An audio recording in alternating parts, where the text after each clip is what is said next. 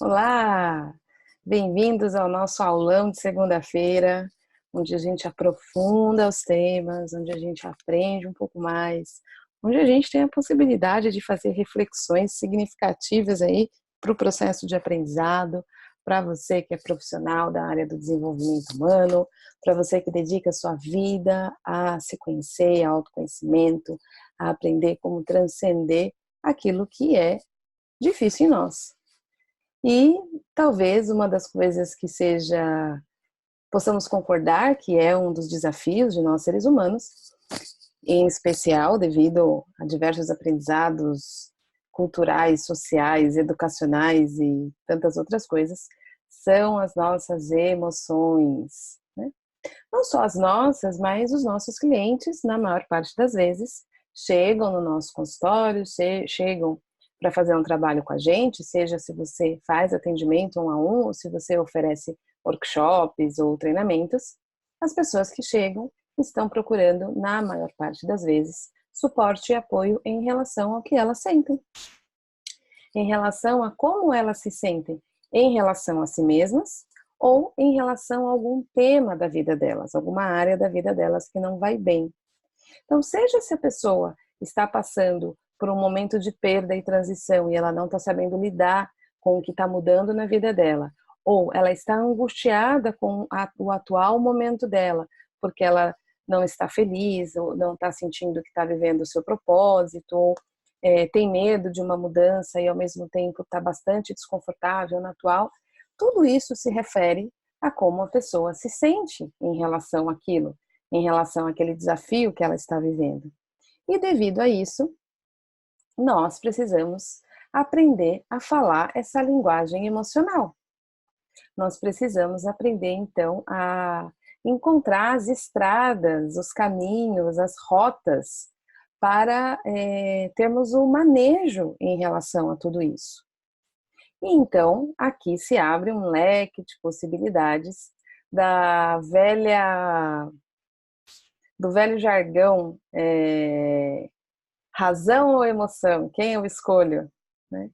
Infelizmente, a nossa maneira de pensar, a maneira como nós aprendemos a pensar, nos coloca nesse lugar de escolha e de conflito, onde a minha cabeça me diz uma coisa, a minha emoção me diz outra, a minha cabeça tenta controlar o que eu sinto e não consegue, o meu pensamento tenta mudar o que eu estou sentindo e não consegue, eu tento me distrair, sou efetivo durante um tempo, mas logo em seguida já estou sequestrado pelo que eu estou sentindo. Ou seja, nós estamos falando de todo esse dilema, de todo esse conflito interno, de toda essa sobrecarga emocional que a gente testemunha constantemente nos nossos atendimentos, nos nossos clientes e, quem sabe, em nós mesmos. E aí é que o balacobaco começa.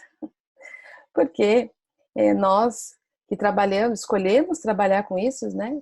Trabalhar com pessoas, trabalhar com a subjetividade humana, trabalhar com essa instância emocional, psíquica, mental, enfim, esses lugares não concretos, que não tem botão para apertar, não tem gesso para colocar, né?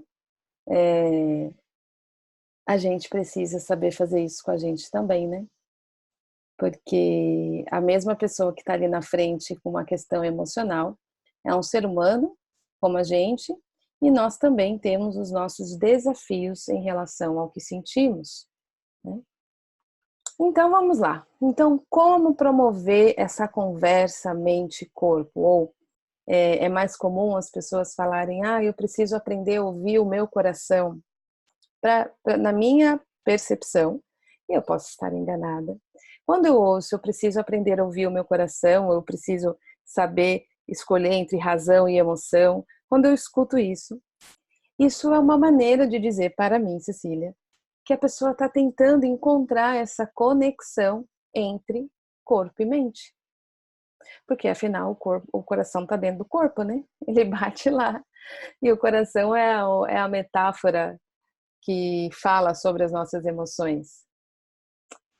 de alguma maneira, a gente vem vivendo um divórcio, como diz minha professora Liana, da minha especialização em psicotraumatologia. Ela fala que a psicologia viveu um divórcio litigioso entre mente e corpo. E de alguma maneira, independente da área, a gente vem cada vez mais vendo, vem vivenciando, melhor dizendo, esse distanciamento da nossa fisiologia, né? Com cada vez menos movimento, cada vez menos habilidade para sentir, cada vez mais evitação em relação ao que se sente, cada vez mais distrações e ocupação da nossa atenção. Então, a todo momento a gente está aqui sequestrado como zumbis dentro de celulares, né? Sem percepção do mundo à volta, cada vez mais multitarefas, cada vez menos coisas para fazer, porque tudo é no botão, a gente nem levanta mais para trocar o de canal, né? A gente faz tudo no botão, no carro também, nas coisas, enfim. Cada vez mais paralisados, cada vez corpos mais paralisados, cada vez mais dissociação, cada vez mais desconexão com o nosso sentir. A gente vai ficando realmente anestesiado.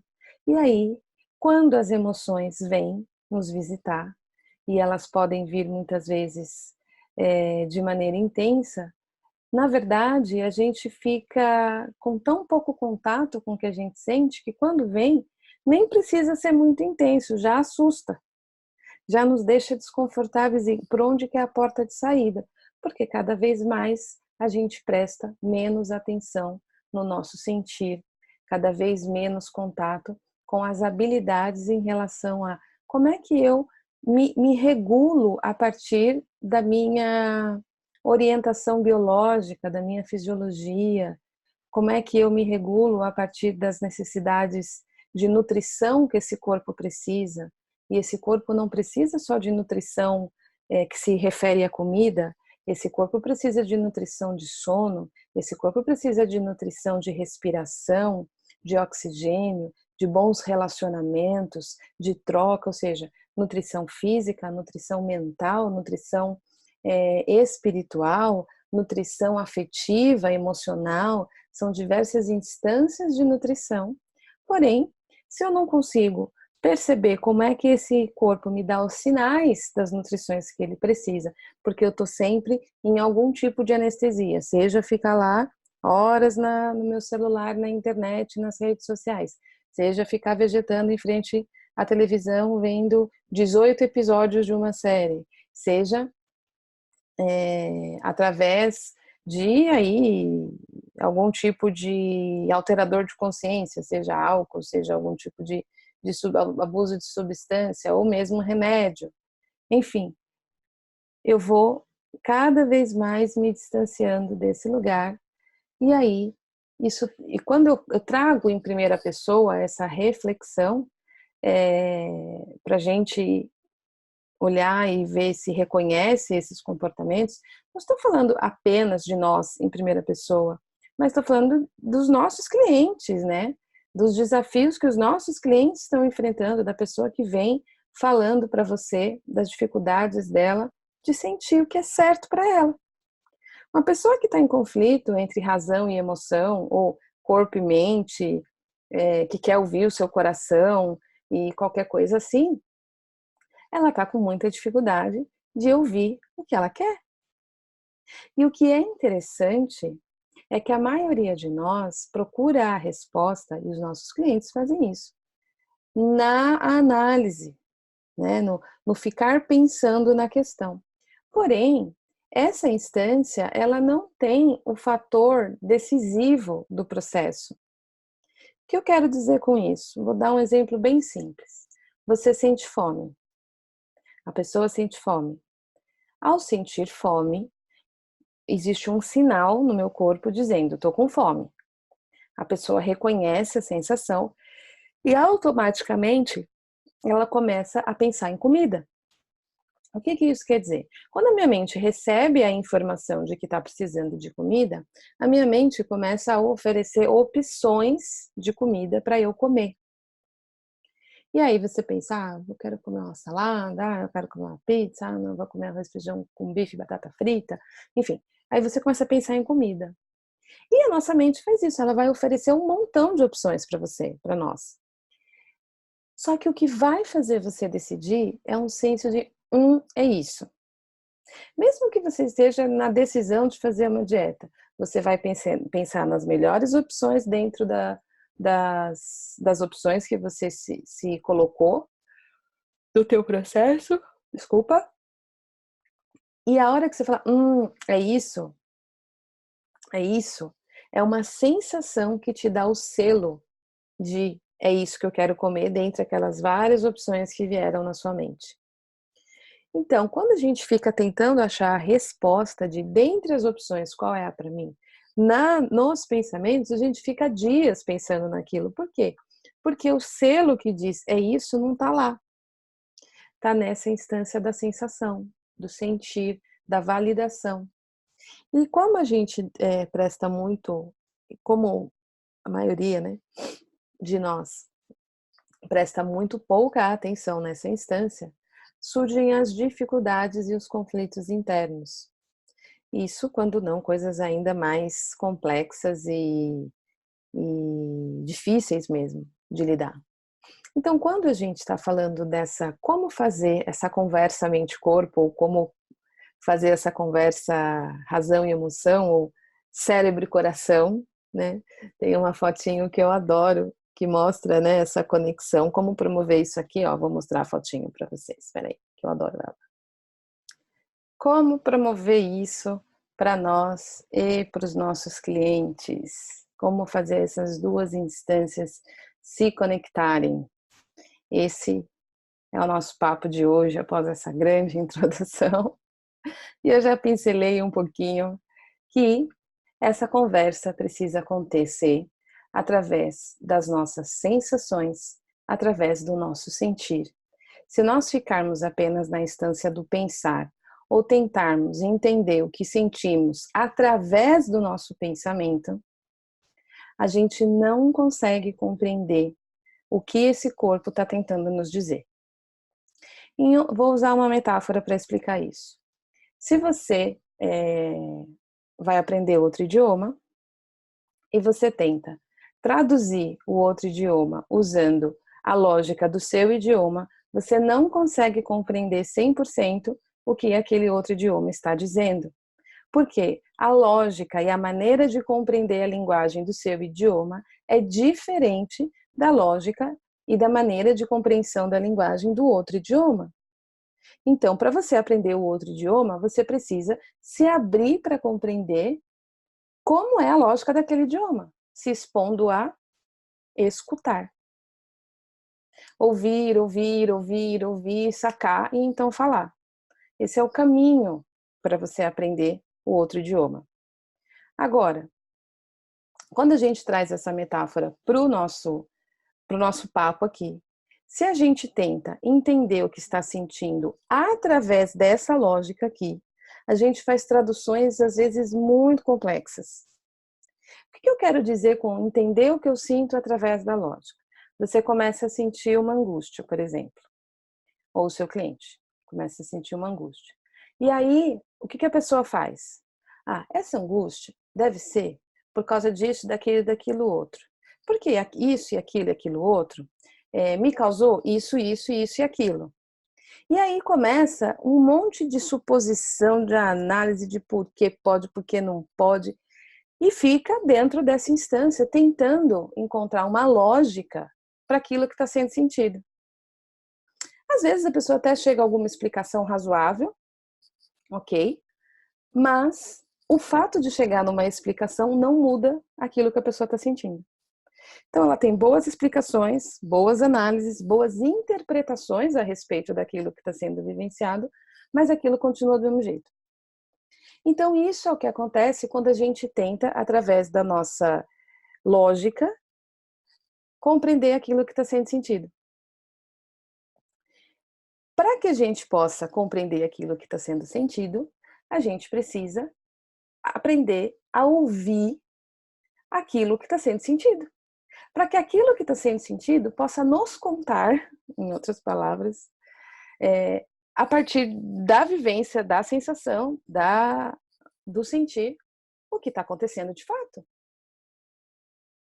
Eu estava conversando esses dias com uma pessoa que está atravessando aí alguns desafios de saúde. A pessoa tem uma questão de coração e já teve cirurgia de ponte de safena e está tendo agora que vai fazer colocar um stand, ele está tendo um acompanhamento e tem sido bem difícil. E conversando, falei, mas como é que você está? A primeira resposta, falei, está acontecendo isso, estou passando agora por esse acompanhamento, ok. E como você está se sentindo em relação a tudo isso? Né? Que era a minha intenção de perguntar. Tô bem mal, não está fácil. Eu posso imaginar, né, que não esteja sendo fácil atravessar, né, se sentir tão vulnerável diante de um quadro de saúde assim, né, que está precisando de tantos cuidados. E aí ele falou, a gente podia se encontrar para bater um papo e tal, queria conversar um pouco. Eu falei, claro, vamos. E aí diversos compromissos. Ele falou, sabe, conversando com você agora, eu estou percebendo que eu tenho tantos tenho que isso, tenho que aquilo, que eu me sinto entupido. E é exatamente o que está acontecendo no meu coração. Uau, parece que seu coração está te contando como ele se sente. E a gente começou todo um papo, através de metáforas, através de símbolos, começando a trazer um pouco de consciência para aquilo que está sendo sentido, e isso começou a trazer um alívio. Então, essa linguagem metafórica, essa linguagem sentida, essa linguagem simbólica, que a gente apoia o nosso cliente a ter com aquilo que é sentido, de uma instância indireta. O que é uma instância indireta? É uma instância onde eu e você possamos estar com aquilo que é sentido e ouvir aquilo que é sentido, ou seja, nós não estamos fusionados ao que é sentido. Se a gente fusiona com a emoção, então, eu estou me sentindo muito mal, eu não aguento essa dor no meu peito, essa dor no meu peito é angustiante, e eu fico nesse lugar, ou seja, além de ser super exaustivo, aquilo vai aumentando e vai me dando um senso de que eu estou consumido por aquilo. Então, quando a gente vai para esse enfrentamento direto em relação ao sentir, é natural que a gente queira evitar o que está sendo sentido, porque é desconfortável, a gente está mergulhado dentro daquilo. Você e aquilo se torna uma coisa só. Então, quando a gente começa a se abrir para promover essa conversa e apoiar essa conversa, mente, corpo, coração e razão, emoção e razão, coração e cérebro, a metáfora que a gente escolha usar, nós precisamos criar esse espaço onde eu percebo aquilo em mim que se sente daquela maneira. Então eu preciso ter precisa ter eu e aquilo em mim que se sente daquela forma. E aí quando eu vou ouvindo, praticando listening para compreender aquele idioma, eu estou aqui nessa instância, desidentificado, e estou oferecendo a oportunidade daquilo em mim poder se comunicar comigo. E a partir desse diálogo, a partir desse contato, a partir dessa conversa, aquilo em mim começa a se movimentar, a se abrir, a se mover. E aí, mudanças acontecem. Então, para promover essa conversa, mente e corpo, nós precisamos desenvolver as habilidades de escuta em relação àquilo que é sentido, a partir daquilo que é sentido e através desta maneira desidentificada ou indireta. Não adianta a gente ir para enfrentamentos, para confrontos ou para controle daquilo que é sentido. Quando a gente tenta controlar o que a gente sente, os mecanismos de controle geralmente são ainda mais pressão, porque para não sentir, nós precisamos tensionar. Quando você vai tomar uma injeção, que você sabe que dói, aí a pessoa fala, se prepara que agora vai. O que você faz? Você não dá você prende a respiração e dá aquela segurada? Esse é o mecanismo que a gente usa para não sentir, a gente retrai, a gente diminui o fluxo respiratório, a gente contrai tônus muscular, a gente vai para esses estados de paralisia, de constrição. Isso quando não, a gente vai pensar em outra coisa, a gente vai dissociar um pouquinho. Né? Então, para não sentir, a gente, ou seja, para controlar o que a gente sente, se a gente quer não sentir aquilo, a gente acaba tendo o efeito colateral de gerar ainda mais tensão, ainda mais constrição, ainda mais bloqueio. Porque para eu tensionar, eu preciso gerar energia que gere força para eu prender um músculo relaxado, ele tem energia fluindo. Se eu quero tensionar meu músculo, eu preciso concentrar a energia, bloquear. Então, eu vou aumentar a carga. Ou seja, eu vou aumentar o nível de energia, eu vou aumentar o nível de estresse. Então, uma pessoa que vive muito controle emocional, onde ela controla o sentir dela, embora isso pareça que a pessoa tem uma boa gestão, internamente ela tem uma grande pressão interna, porque vai promovendo essas constrições para o não sentir, para não entrar em contato. E acaba vazando para algum lado. Tá terminando agora a temporada, tá em cartaz ainda em alguns cinemas o filme do Elton John. E eu acredito que a arte nos ensina tanto sobre nós seres humanos, né? Nossa, é um filme incrível e vale muito a pena ver, independente se você vai fazer aí um aprendizado metafórico análogo à sua prática terapêutica. Mostra toda a vivência dele, de traumas de desenvolvimento, de negligência parental afetiva. Né? Você não vê os traumas tradicionais do tipo, ele foi agredido, ele apanhou, ou sofreu algum tipo de abuso físico ou até sexual. Mas você vê uma total desconexão e as dores que isso causa quando a gente vive a sensação de abandono, rejeição, de não ser visto. E aí ele vai desenvolvendo caminhos para não sentir a dor. E foi o possível para ele, claro, dentro do processo de crescimento dele, isso ajudou ele a seguir adiante. Porém, a custo de muita utilização de substância para anestesiar a dor e até uma tentativa de suicídio. Então, ali no filme você vai compreendendo todas as dinâmicas, o que vai se construindo dentro dele a partir da vivência dele, do contato com a dor. E que bom que para ele deu tempo dele encontrar suporte, apoio, onde ele pôde sentir, onde ele pôde entrar em contato com as dores dele, onde ele pôde cuidar das dores dele e aí transcender, né? E aí tá aí vivendo a vida dele já há 28 anos, sóbrio, essa é a palavra que eles utilizaram no filme.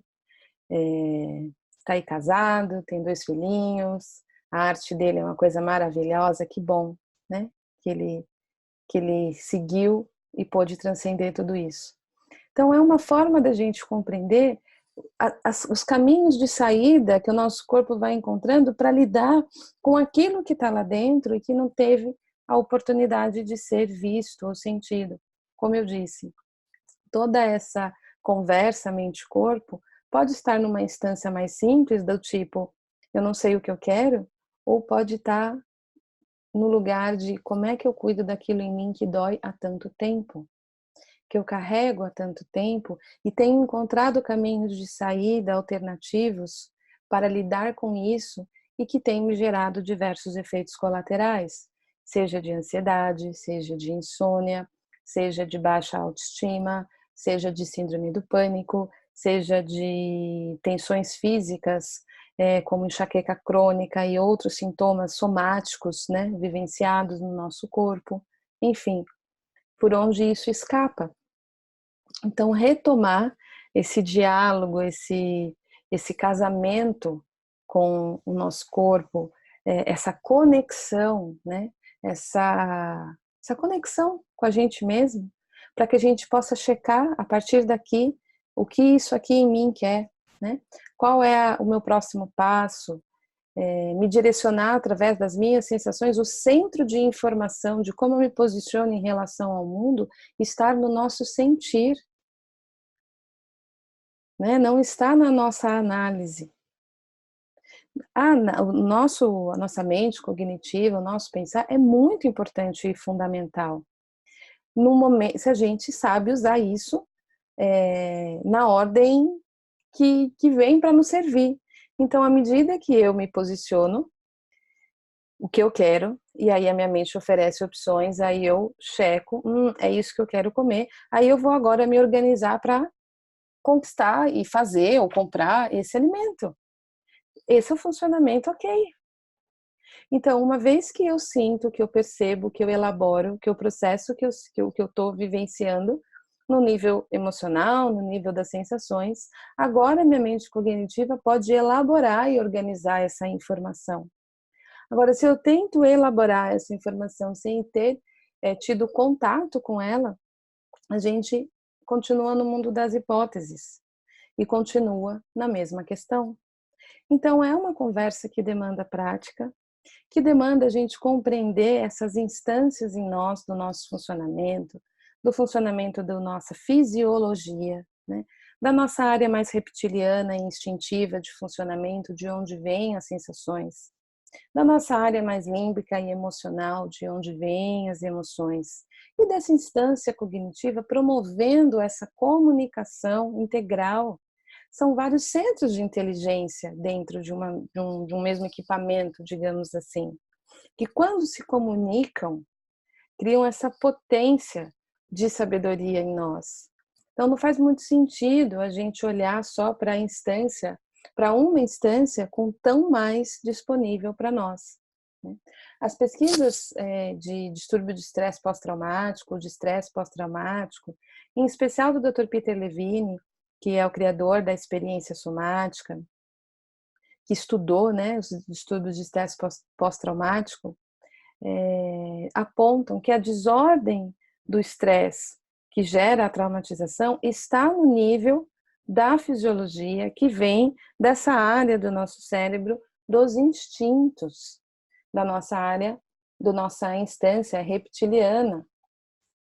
Então, para nós acessarmos esses lugares mais profundos da nossa fisiologia, nós precisamos aprender a conversar com as sensações.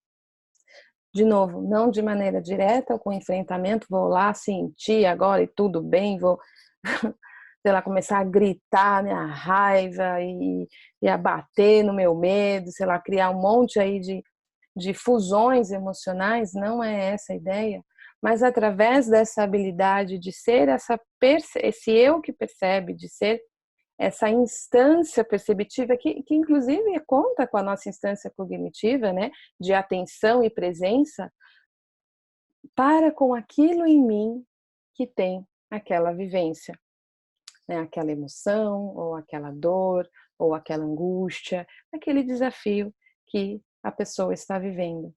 Então, são essas estradas que nós precisamos aprender a trilhar, são essas habilidades que precisamos desenvolver, conquistar, para que então a gente possa levar isso, esse diálogo com o nosso corpo, né, com o que é sentido em nós, para os nossos clientes, facilitando e abrindo portais de transformação para eles e para nós, né? Eu citei um pouquinho aqui da experiência somática, e a experiência somática traz, né, essa proposta da conversa com as sensações, e o Peter Levine, quando desenvolve a experiência somática, ele importa o termo felt sense, que é o termo que o Eugene Gently, criador da focalização, trouxe, que é a instância onde a percepção sentida é o portal da mudança e da transformação, que foi descoberto através das pesquisas dele nos anos 50, junto com o Carl Rogers, né? Então, também as pesquisas apontam que é nessa instância onde é possível a gente realmente não só promover esse diálogo entre mente e corpo, mas sentir e se abrir para o nosso próximo passo, para aquilo em nós que quer ir adiante e de alguma maneira se sente bloqueado, desconfortável, angustiado ou qualquer coisa assim, porque a gente começa a ser gentil com aquilo que se sente assim, e essa gentileza, essa abertura, essa escuta começa a promover os estados de abertura que permitem uma nova organização, desde a fisiologia até então o nosso pensamento, a nossa organização e o nosso senso de orientação. Então, isso também vem da focalização, que é a minha área de atuação, estudo, e, enfim, ensino, e é o que eu mais dedico hoje à vida, né? Tanto o manejo do trabalho com trauma e, em especial, levar aí a focalização para promover essa conversa mente-corpo, aprendendo o idioma que o mundo interno fala. Espero que essa aula tenha contribuído para você, acrescentado, criado aí caminhos de reflexão, caminhos de abertura. E se ficou alguma dúvida, você quiser aprofundar mais, lembra sempre de me escrever, eu estou sempre trazendo aqui os temas que me pedem, que chegam e que eu considero que realmente pode apoiar o crescimento e o aprendizado. Escreve para o atendimento@cecilialaureano.com.br, sou eu mesmo que respondo os e-mails, e através do que chegue dessas trocas eu venho criando aqui esses aulões ou essas lives para que a gente possa se encontrar e, como colegas dessa área, a gente possa crescer junto. Então, uma boa noite, e aí a gente se vê no encontro de quarta-feira, das 15 horas, com mais uma grande reflexão, e a gente vai falar sobre escutatória, a habilidade de craque, como desenvolver a escutatória no nível da maestria. Vai ser incrível esse encontro, e eu espero poder te encontrar lá. Tchau, tchau!